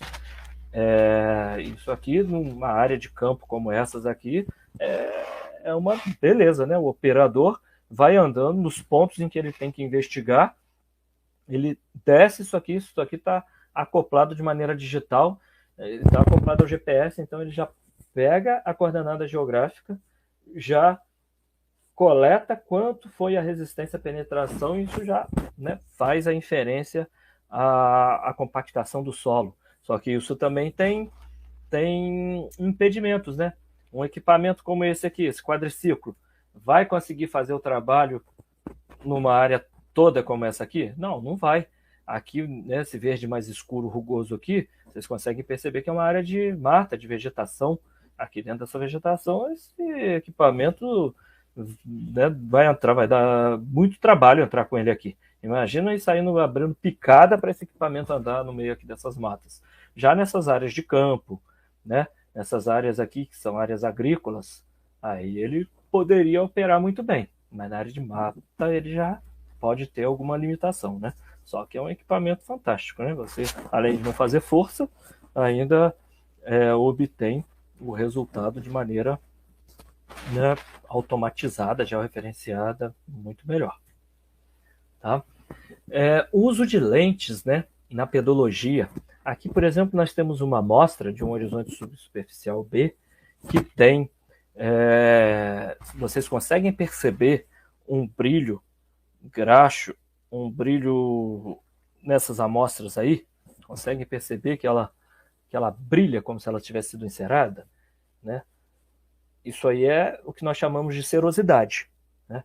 Então, essa serosidade pode ser observada a olho nu, mas o ideal é que a gente utilize uma lupa com aumento de 5 a 10 vezes, tá? Então, aqui uma foto, quando se usa a lupa, ó, a gente pode observar, né, essa superfície de maneira muito, muito melhor, tá? Então, isso aqui é um método que a gente pode utilizar no campo mesmo para se trabalhar, né? Já aqui é o uso de microscópios em lâminas. Eu comentei com vocês lá quando eu falei de micromorfologia, né? Quando eu falei lá da coleta de Cupinhena, amostra deformada. Essa amostra aqui, por exemplo, foi coletada essa amostra, foi feita uma lâmina, e essa lâmina foi lá no microscópio e está aqui, ó. Então aqui em branco tem um poro, essas outras partes brancas aqui já são grãos de quartzo nessa amostra. Essa parte mais amarronzada aí já diz respeito a materiais mais finos, certo? Material mais argiloso. E aqui, no entorno dos poros, nós podemos observar essa coloração alaranjada, que diz respeito à argila que foi se depositando na superfície desses solos. Essa argila depositada aqui na superfície dos agregados pode dar origem a essa superfície brilhosa aí chamada de serosidade, tá? Então, no campo a gente para por aqui, mas se fizer um método assim, a gente pode ter, né, realmente certeza que ocorreu aqui, né, a translocação de argila, deposição de argila na superfície desses agregados ou não, nesse horizonte de solo, dessa amostra de solo. Aqui um outro caso, né, de uma amostra que foi coletada também aqui no litoral do Piauí, um vertissolo desse, ó, vocês vejam que a superfície dele, né, racha, fendilha, tá? Então, a amostra coletada, vocês conseguem ver aqui, ó, poros planares característicos de solos com argila de atividade alta, expansíveis, típica desses solos aqui, como as esmectitas, tá? Nesse caso aqui, o principal mineral são montimorenonita, né, com variações aí, que nós temos dentro do grupo das esmectitas. Aqui, olha só, dentro de um poro, um agregado, né, um microagregado que ficou aí nesses processos de expansão e contração. Vocês podem perceber que materiais vão se desprendendo, né, dessa massa e vão ficando aqui no meio desses poros, né? Essa amostra aqui foi coletada mesmo por mim para a pesquisa do pós-doutorado. Aqui já indo em escalas ainda maiores. Esses aqui são microscópios ópticos que a gente observa isso aqui, como isso que está aqui na imagem, né? São lentes, tá? Aqui já vai a níveis de detalhes muito maior. Então, o microscópio eletrônico de varredura, vendo um tipo, né, de um argilo mineral do grupo das caulinitas. Então, aqui vocês veem, ó, essas plaquinhas, né, são filosilicatos, vocês veem essas plaquinhas, a gente consegue observar aqui a superfície do mineral, no caso aqui, né, hexagonais de diquita. Já aqui, já vai a um nível ainda maior de detalhe, que é uma microscopia eletrônica também, só que uma microscopia eletrônica de transmissão. Aqui já vai chegando mais próximo do nível atômico, tá? Então, aqui nós podemos observar uma caulinita e um outro mineral, né? Aqui no trabalho foi chamado de microcristais de alumina aqui, certo? Em que essa alumina aqui, né, é toda pintadinha, vocês conseguem perceber aí, né? É como se ela fosse toda mosqueadinha. Já a caulinita tem umas manchas também, mas as manchas são menos evidentes. Então, por esse método, consegue se detectar muito bem. Utilizando uma microscopia eletrônica de varredura, esses dois materiais podiam estar mais parecidos com isso aqui, sem ser possível diferenciar esses dois minerais. Aqui, por essa metodologia, já foi possível diferenciar esses dois minerais. Então, fazendo uma referência, gente, lá no início, quando eu falei de escalas, desde a escala global, olha a escala em que nós estamos chegando aqui, tá? Olha a escala que nós estamos chegando nisso aqui. Isso aqui é uma amostra indeformada coletada desse perfil do solo. Então, aqui ó, tem 100 micrômetros, tá certo? A gente não consegue enxergar essas coisas aqui a olho nu. A gente consegue, esses poros planares, a gente consegue observar ali na lâmina a olho nu. Mas quando a gente vai entrando para esses detalhes aqui, a gente já não consegue observar tão bem. Aqui já não, aqui o olho humano já está longe de conseguir enxergar qualquer coisa aqui, tá certo? Métodos já muito antigos, utilizados na mineralogia, na pedologia de identificação de minerais, tá? Aqui, por exemplo, nós temos uma amostra de um solo de mangue, qualquer, esse trabalho eu peguei da literatura. Então aqui, ó, identificação de esmectita, de caulinita, de lita, diferentes tipos de minerais, tá? De acordo com a altura e com o volume aqui, abaixo dessas curvas, a gente pode ter um determinado teor do mineral, tá? Então, quanto maior esse pico aqui, mais quantidade do mineral tem, quanto menor a quantidade. E de acordo com a forma do pico também, se o pico é mais estreito, mais pontiagudo, quer dizer que esse mineral tem um grau de cristalinidade mais alto. Se o pico já é assim, ó, né, menos pontudo, né, e com a base mais larga, quer dizer que esse mineral tem um grau de cristalinidade menor. Então, são métodos utilizados, né, na mineralogia, que tem tudo a ver com a classificação do solo e com atributos e propriedades dos solos. Aqui, de novo, essa figura eu só botei para ilustrar, mas é a mesma coisa. É o difratograma de raio-x, chamado de DRX ou XRD, tá certo? Então, aqui os picos, ó, identificando vários tipos de minerais aqui, tá certo? E aqui já o raio-x, pelo método de fluorescência, que usa a sigla FRX, em que ele já nos dá resultados de teores, tá?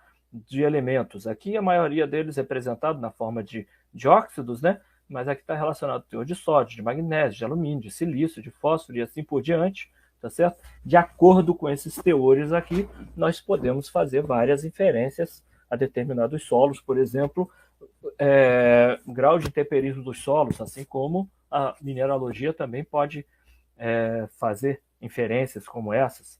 Então, todas são tecnologias, né, que podem ser utilizadas.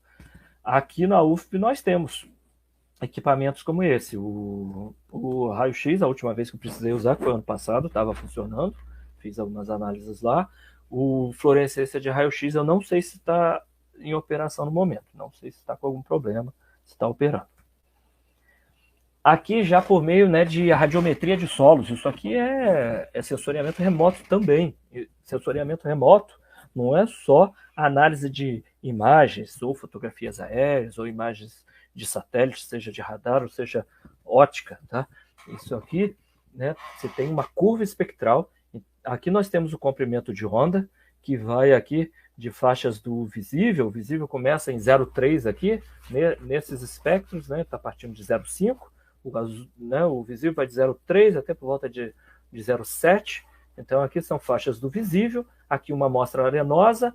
Olha o comportamento, né, da curva espectral dessa areia praticamente seca, com uma umidade muito baixa. Já se ela tiver com mais água, vejam que formam, né, umas barriguinhas aqui, ó.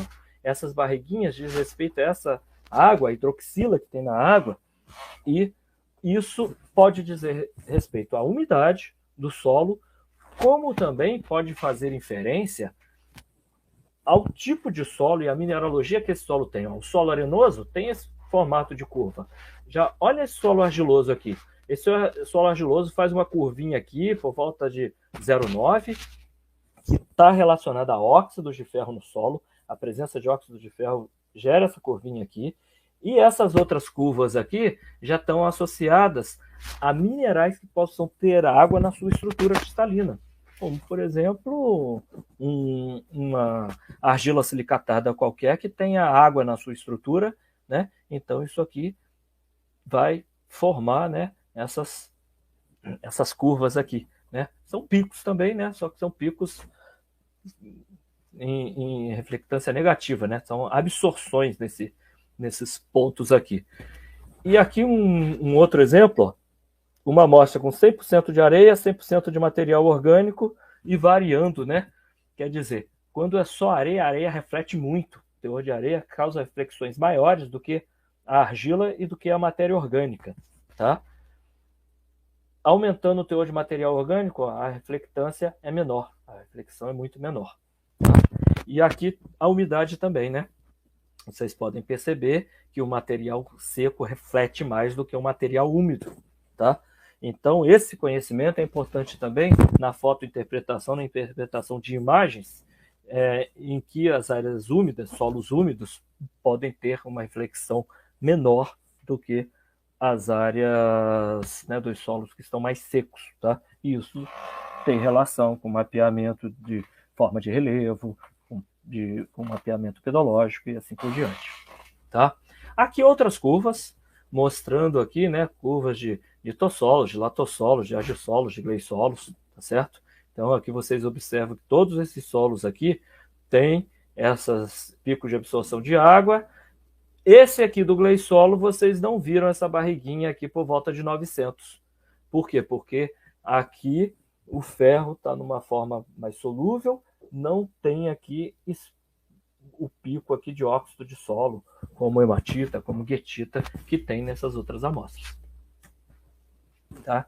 Na agricultura de precisão, todas essas tecnologias são fundamentais, tá? São essenciais na agricultura de precisão. Então, na agricultura de precisão, pode-se trabalhar com várias camadas, com camadas de imagens de satélites, óticas, com mapas de distribuição de teor de argila, o teor de potássio, o teor de fósforo, tá? Por que disso?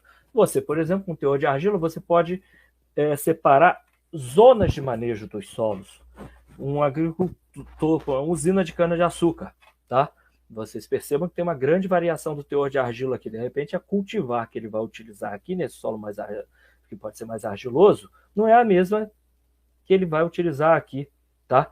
Para adubação do potássio e do fósforo, se eu tenho conhecimento dessa distribuição, utilizando tratores automatizados, implementos automatizados, eu posso adicionar quantidades variadas de nutrientes aqui nesse solo, ou de calcário, para neutralizar a acidez do solo e aumentar os teores de cálcio e magnésio, né, com base nisso aqui. Então, isso é economia de custo e eficiência produtiva. Tá? É um método mais racional, mais eficiente de se produzir. Tá?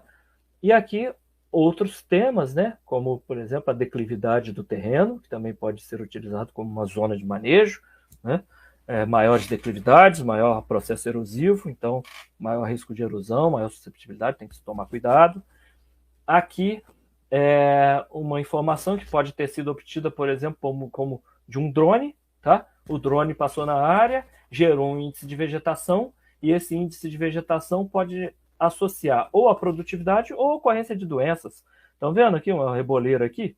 Essa reboleira pode ser, por exemplo, uma doença que ocorreu aqui e a produtividade, né, está menor nessa região, ou então pode ser culturas muito sensíveis à umidade. Essa mancha aqui pode ser que tenha um acúmulo de água, a soja, por exemplo, morre, ou produz menos quando acumula muita água. Então, essa faixa aqui pode ser que a soja tenha ficado amarelada, vai produzir menos, porque nesse local pode ter acumulado mais água no campo. Tá? Então, pode ser diferentes interpretações aqui. E no caso, né, esse equipamento que eu já tinha mostrado para vocês, para coletar solo, pode ser eficiente, né, para fazer uma malha, um grid, para se fazer esse mapeamento aqui dos teores de argila, de potássio, de fósforo e assim por diante. Tá? A tecnologia de laser scanners, aqui no caso em mineração, tá? Mapeando isso aqui em 3D. Esse equipamento é colocado no tripé, então raios luminosos, né, de laser são passados aqui. Isso aqui é automatizado, pode um motorzinho aqui que você programa. Ó, eu quero que ele comece aqui o imageamento e termine nesse outro ponto. Então ele vai ali passando esse imageamento, né, por toda a área, percorrendo todo esse setor, e depois você pode gerar aí o relevo disso, uma visão em 3 dimensões disso. Tem aplicações, por exemplo, de laser scanners, eu não consegui nenhuma imagem, mas, por exemplo, as cidades lá do Parque Nacional de 7 Cidades, aponta lá para o casco lá da tartaruga ou alguma outra cidade daquela, e você tem aquilo em 3D, tá? Aqui, olha, aplicações indo talvez para arqueologia, para arquitetura, em que o laser scanner foi utilizado para gerar imagens, ó, de fachadas, né, de ruas, e no entorno, olha aí, como é que é o relevo do entorno dessa área, né? Tá? Então, isso aqui tem várias aplicações na nossa área de atuação. Aqui, esses equipamentos associados a radiômetros para quantificar minerais. Olha aqui, ó. Teor de dolomita, teor de calcita. Calcita mais azul, dolomita mais verde e a vermelha dolomita mais a tremolita. Então, olha só, você além de produzir o seu objeto, a sua área de estudo em 3 dimensões, você ainda consegue, por sensoriamento remoto, quantificar, né, e onde é que está, qual tipo de mineral aqui nessas colunas, né, nesses estratos sedimentares aí, tá? Então, realmente, né, é uma tecnologia muito interessante, dependendo da pesquisa que seja feita. Aqui o GPR, que é o radar de solo, radar de penetração do solo, né? O GPR vem da sua terminologia em inglês. Então, é um radar mesmo, tá? Ondas de rádio aqui, né? Ondas mais longas, passa no solo, tem lá, né? Você pode arrastar isso, você pode, mesmo com uma rodinha, já vi casos que o pessoal amarra o equipamento atrás, por exemplo, de um quadriciclo, de uma caminhonete, e vai no campo arrastando aquilo, claro, devagar, né? E gerando essas imagens. Então aqui, ó, mostrando aqui, ó, a distância, esse sinal vai para o solo, uma parte do sinal retorna, e de acordo com as diferentes camadas que tem aqui, a interação do sinal de rádio com as diferentes camadas que tem no solo, pode-se fazer deduções e interpretações. Aqui, por exemplo, é onde está a rocha. O bloco de rocha vai ocorrer aqui a cerca de 2 metros de profundidade, ele apareceu aqui. Tá? Aqui uma figurinha mostrando isso, né? Então tem interação. Tem algumas pesquisas também voltadas a estudos de gênese de solo, tentando até usar para classificação de solo o uso do GPR. Tá? Aí aqui uma outra aplicação, ó, eles conseguiram utilizar o GPR para identificar plumas de contaminação. De acordo com essa velocidade aqui, eles fizeram uma linha aqui, ó, abaixo dessa linha de 10 milisiemens por metro aí, ó, tem a área que está contaminada, né? Uma aplicação na área da engenharia sanitária, né? Tá? Que também pode ter aplicação, né, na geologia ambiental, em aplicações de geografia. A parte das datações, são vários métodos de datação, tá? Existem os métodos naturais, são os processos rítmicos, que eu vou mostrar uma foto daqui a pouco para vocês. Tem os radioisótopos, pode-se usar urânio, carbono, berílio e vários outros métodos aí que são utilizados para se datar, né, os materiais, sejam rochas sedimentares, sejam solos, tá certo? Um exemplo aqui do carbono 14, para isso a gente tem que ter matéria orgânica numa quantidade mínima, né? Senão você não consegue datar. Então é um método com boa confiabilidade, há uma certa limitação, né, quantidade de amostra por conta de custo, né? Todos esses métodos são onerosos, são caros, e aqui, né, também uma limitação por conta do tempo que a gente consegue datar isso, né? Então tem uma certa limitação. E um outro método aqui, tem vários, tá? Comentando da luminescência oticamente estimulada. Esse método a gente utilizou em solos aqui no litoral do Piauí. Eu vou mostrar daqui a pouco alguma fotografia. Então aqui, ó, são varves, né, ou varvitos, são rochas rítmicas, né, sedimentares, de acordo com o ciclo. Por exemplo, vamos dizer que no período chuvoso é depositado esse sedimento esbranquiçado, no período seco, que não tem movimento de água, é depositado esse sedimento mais escuro aqui. Então, com a contagem disso aqui, a gente consegue fazer uma inferência ao número de anos, ao número de ciclos, né? Então, são esses métodos chamados de naturais, né? Que são utilizados ainda, né, pelos sedimentólogos, pelos geólogos, para se fazer datação, tá? Aqui é um exemplo de um toco, né, de uma área de duna no litoral do Piauí, em que você pode coletar essa amostra aqui e levar para datar, para saber quando é que essa planta estava verde, estava viva, né, quando é que aquele ambiente ali não era um campo de duna, né? Era realmente um solo com uma vegetação associada àquele ambiente. É um tipo de pesquisa que você pode fazer voltado à dinâmica, né, ambiental, tá? Aqui, como eu comentei, falei a amostragem, né, para luminescência oticamente estimulada. Essas amostras aqui ainda não foram quantificadas, não, ainda não foram analisadas. Mas aqui, ó, numa determinada camada, né, você insere esse tubo de PVC, pode ser tubo de alumínio também. Não pode ter contato com a luz, porque se tiver o contato com a luz, o método vai dar que a datação desse material aqui é muito recente, é de agora, ou vai dar erro, não vai quantificar, não vai servir. Então, insere esse tubo, coleta a amostra lá de dentro, sem que ela tenha, né, sofrido contato com a luz, e é feito inferência à idade dessa camada aqui, tá certo?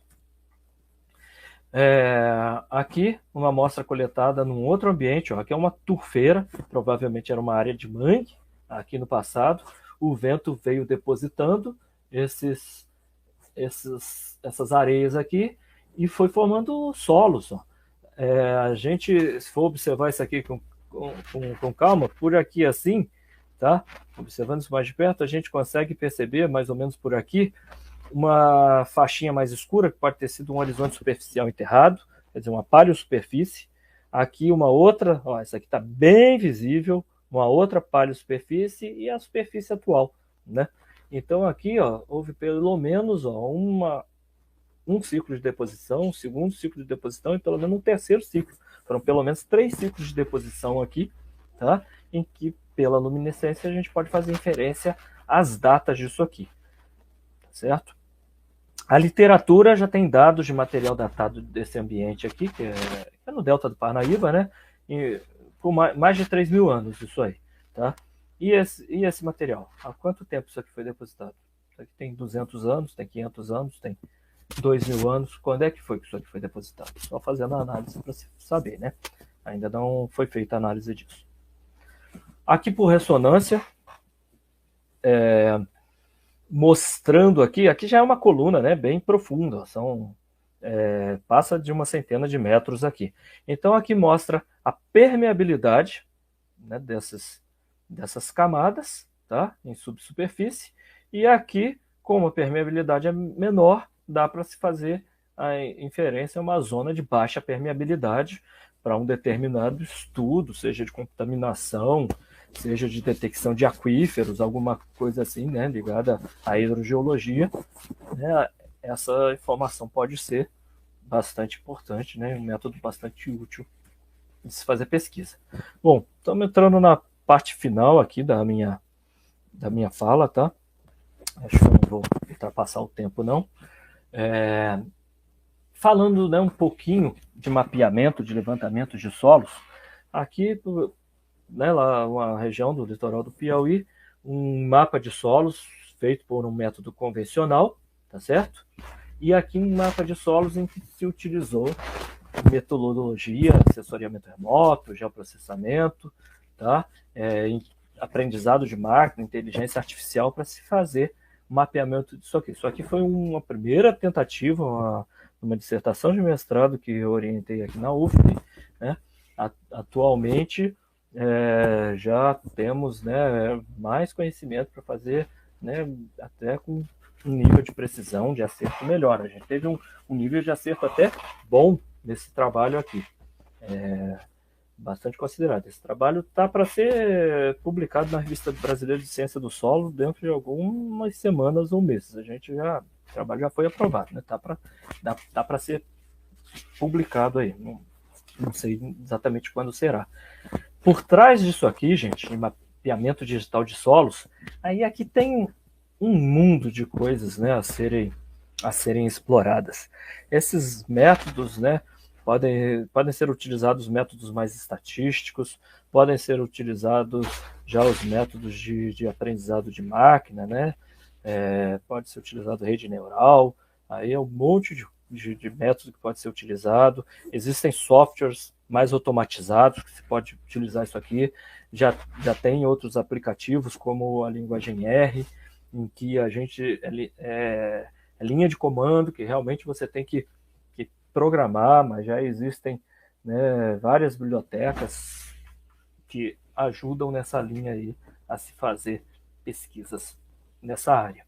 Aqui outro exemplo para a mesma área, aqui para vocês terem noção, né, do número de amostras que foram feitas, né, nessa região, alguns lugares de muito difícil acesso, áreas dentro do mangue mesmo, que a gente tinha que ir de barco, outros lugares que a gente tinha que pegar a professora Roneide, que vai falar com vocês há pouco. A Roneide, na época do mestrado dela, a gente chegou a alugar um bug para andar em algumas regiões por aqui, porque, né, era distante para se poder fazer observação, né, e coletas nessa área, tá certo? Então tem locais aqui muito difíceis, teve lugar aqui que a gente atolou carro, ficou horas atolado até conseguir desatolar, né? Então, em alguns casos, esse tipo de trabalho é muito difícil. Aqui já o objetivo não é mapear classes de solo. E aqui o exemplo foi estoque de carbono até 100 centímetros de profundidade, em que foi utilizado uma metodologia chamada de krigagem por regressão, ou regression kriging, né, em que em amarelo são as áreas com menores teores, menores estoques de carbono, até as áreas com maiores estoques de carbono. Então vocês conseguem perceber, bem, que as áreas aqui de dunas são aquelas que têm, né, teores muito baixos de carbono, como a gente já sabe, e as áreas do mangue foram as que tiveram teores de carbono mais elevados aqui, né, por esses métodos que a gente usou. Então aqui tem sensoriamento remoto por trás disso aqui, né? Nós utilizamos vários métodos para se chegar a esse tipo de resultado. Tem uma infinidade de métodos quantitativos para se fazer isso. Bom, então, concluindo, as metodologias e tecnologias tradicionais ainda têm seu valor e são atuais, tá? Tudo aquilo que eu mostrei de, né, utilizar a ferramenta, utilizar a carta de cores de Munsell, fazer a análise pelo tato, pela mão, tudo isso ainda é utilizado, tá? Não estão obsoletos, certo? Com o avanço tecnológico, a eletrônica, a computação, né, a engenharia elétrica, né, muitos métodos foram disponibilizados para uso, que, na verdade, o pesquisador não dá nem conta de acompanhar todos esses métodos e não tem condições de ser especialista em tudo, dominar tudo, né? E saber operar tudo isso, interpretar tudo isso, tá certo? Então vão se gerando aqueles, né, especialistas dentro da especialidade que a pessoa domina toda essa tecnologia aqui.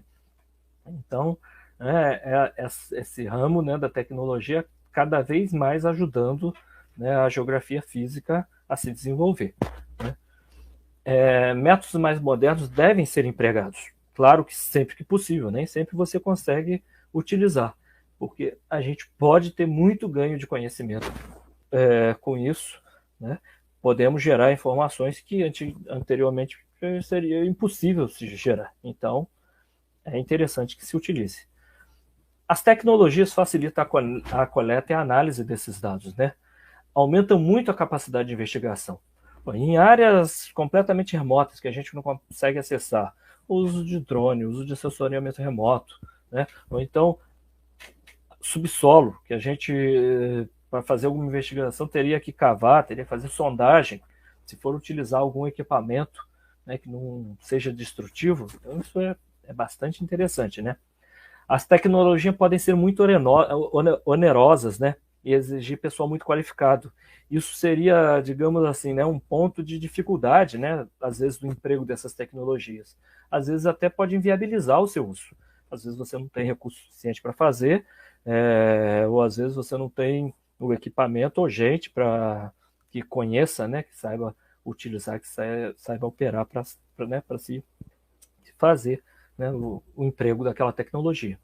Então, é fundamental a atualização e a capacitação dos atores que fazem pesquisa com geografia física. Aqui eu estou falando, né, de todos nós, né, professores, pesquisadores, estudantes, né, discentes nos mais diversos níveis, né, de pós-graduação, de graduação, tá certo? Pessoal de apoio em laboratório, laboratórios equipados e que tenham técnicos qualificados para se operar. Você tem como fazer muito mais pesquisa, muito mais coisa, né? O pesquisador que tem que planejar a pesquisa, ir a campo, coletar, trazer isso para o laboratório, interpretar isso no laboratório, no computador, coisa e tal, a pessoa tem um volume de trabalho muito maior. Imagina aquele que, tá bom, trouxe do campo, né? Às vezes ele tem até uma equipe de campo de apoio super qualificada, super treinada para fazer aquilo com ele, traz no laboratório, só entrega para os analistas te entregam o resultado pronto. Às vezes você tem uma equipe para fazer a interpretação, a análise desses dados, você nem precisa ficar se aprofundando muito nisso, então isso facilita demais o trabalho, né? Esse trabalho em equipe e esse tipo de coisa. E também para os seus métodos, né? Você não ir ficando defasado, não ficando ultrapassado, né? Não ficar parado no tempo, né? Desenvolvendo pesquisas que seriam mais do mesmo, tá? Que não vai trazer informação nova, ou então você não vai conseguir publicar num periódico, né, mais qualificado, ok? Então, encerro, né, a minha apresentação aqui. Agradeço a organização do evento novamente e a todos vocês que estão aí me assistindo até agora.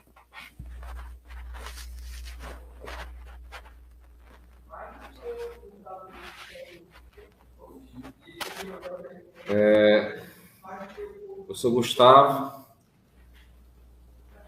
muito obrigado por suas considerações bastante pertinentes, né, sobre a temática discutida hoje, que você abordou, né, de forma brilhante aí, a questão mais relacionada nas metodologias aplicadas à geografia física, né, com ênfase na pedologia e no geoprocessamento.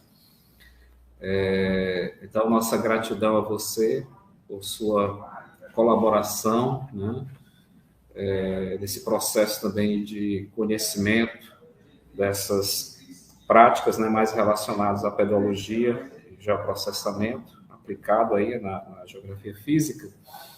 E, com certeza, foi bastante significativo na aprendizagem dos participantes. E nós temos duas perguntas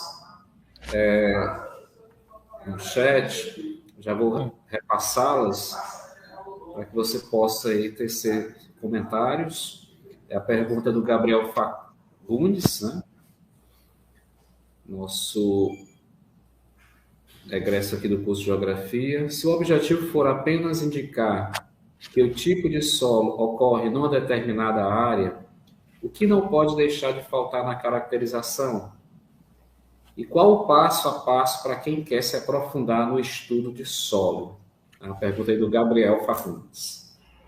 Obrigado, Gabriel, pela pergunta. Bom, Gabriel, aí eu vou te responder de duas formas. Vamos lá. Se essa determinada área de interesse já tivesse sido feito um levantamento de solos, um mapeamento de solos no nível de detalhe interessante, né? Você pode confiar naquele resultado e se basear no relatório daquele levantamento, nos mapas daquele levantamento e assim por diante.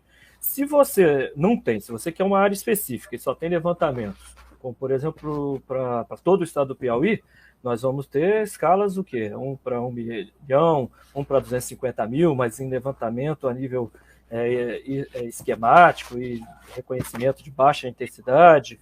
Então você não pode, por exemplo, chegar numa determinada área do município de Teresina, olhar o mapa lá na escala 1 para 1 milhão e dizer, aqui tem um latossolo desse jeito aqui, porque pode não ter aquele solo, pode ter inclusive um solo totalmente diferente. Aí sim você tem que abrir trincheira, né, e utilizar os métodos de descrição e coleta de solo, em que você tem um trabalho de campo, em que você descreve a área de estudo, você descreve o perfil do solo, coleta amostras, manda para o laboratório, faz uma caracterização físico-química, interpreta, faz essa sua classificação com base no Sistema Brasileiro de Classificação de Solos ou um outro sistema que você, né, que a pessoa, que o investigador preferir, tá certo? E dá o resultado desse solo. Eu resumi bastante o passo a passo, né? É claro que esse assunto, né, é muito extenso, é um assunto que é enfocado em várias horas. Para você ter noção, no semestre passado eu ofertei disciplina tanto na graduação como em pós-graduações, onde eu estava lá no pós-doutorado no interior de São Paulo, tanto na Unicamp quanto no Instituto Agronômico de Campinas. As nossas disciplinas foram aí disciplinas de 4 créditos, de 60 horas, né, envolvendo a parte teórica e prática. Então, não dá para, numa resposta aqui rapidamente, a gente detalhar tudo. Mas eu acho que eu consegui resumir relativamente bem, assim, de maneira geral, o que precisa ser feito. Certo, obrigado, professor Gustavo, pela resposta ao Gabriel. Temos uma outra pergunta aqui do Verlando Marques. Professor, quais métodos podemos usar para verificar o potencial do solo para uso agrícola? E como é possível monitorar a presença dos nutrientes durante o uso do solo na atividade agrícola? Então, o potencial agrícola das terras, nós temos alguns métodos de classificação. Temos, por exemplo, um método, né, desenvolvido já, todos esses que eu vou citar já foram desenvolvidos há algum tempo. Tem o classes de terra para irrigação, que é um método específico, né, para projetos de irrigação, que leva em consideração a disponibilidade de água e alguns critérios assim. Nós temos o método de capacidade de uso das terras, tá? Que é um método muito voltado para dentro também da porteira, para dentro da propriedade, em que você pega a propriedade, zoneia ela, digamos assim, né? Separa em diferentes zonas, e cada zona daquela você classifica como tendo um maior ou um menor potencial para uso agrícola. E temos a aptidão agrícola das terras, que é um método bastante difundido no Brasil, que ele pode ser utilizado em escalas, por exemplo, a gente pode utilizar ele para mapear a aptidão agrícola das terras do estado do Piauí, na escala 1 para 1 milhão, como nós podemos utilizar para mapear áreas com escalas muito maiores, por exemplo, 1 para 25 mil. Então ele tem essa certa flexibilidade, ele tem também suas limitações, mas ele tem essa certa flexibilidade, e esses métodos são muito baseados nos levantamentos pedológicos. Então, antes de você fazer essa classificação, é importante que você conheça os solos daquela área e faça uma interpretação dos mapas pedológicos para chegar a esse resultado. E a sua, né, segunda pergunta, essa não tem muito como fugir. De tempos em tempos, o agricultor tem que fazer a amostragem nas suas terras agrícolas, nas suas áreas, para ir atualizando como é que está o nível, o teor de nutrientes naqueles solos, tá? Mesmo que o método ser utilizado seja um método daquele, né, mais automatizado, mas você tem que fazer a amostragem do solo para poder quantificar, tá certo, Velando? Não sei se essa segunda pergunta era isso mesmo que você queria saber. Mas, de qualquer forma, tem que mandar para o laboratório. Obrigado, professor Gustavo, pelas respostas, esclarecendo aí os participantes que enviaram perguntas sobre as suas indagações. Né? O Gabriel retorna aí, obrigado, professor, pela resposta. O Verlando também coloca perfeito, né? E foi contemplado na sua pergunta. Não temos mais perguntas aqui. Então, professor Gustavo, só temos a agradecer, né, pela sua exposição, sua contribuição nesse momento da nossa live, né, sobre essa temática tão importante para os nossos participantes e principalmente para quem, né, já enviaram perguntas, né, o Gabriel e o Fernando e outros que se interessaram ou estão já pesquisando as metodologias aplicadas à geografia física, com ênfase na pedologia e no geoprocessamento. O professor Gustavo, ele tem o domínio, né, dessa área dentro do curso de Geografia e também do programa de pós-graduação em Geografia, na oferta das disciplinas relacionadas à pedologia, geoprocessamento, né, e tem contribuído bastante nessa área, tanto no nosso curso da graduação, como também o mestrado em Geografia nas disciplinas que oferta, nas pesquisas que realiza, já com muitos orientandos, né, que hoje já estão doutorandos ou já finalizaram o doutorado nessas áreas específicas que ele pesquisa. Então, nosso muito obrigado, professor Gustavo, pela sua participação na nossa live, professora Bartira, também, que é coordenadora aqui do curso de extensão.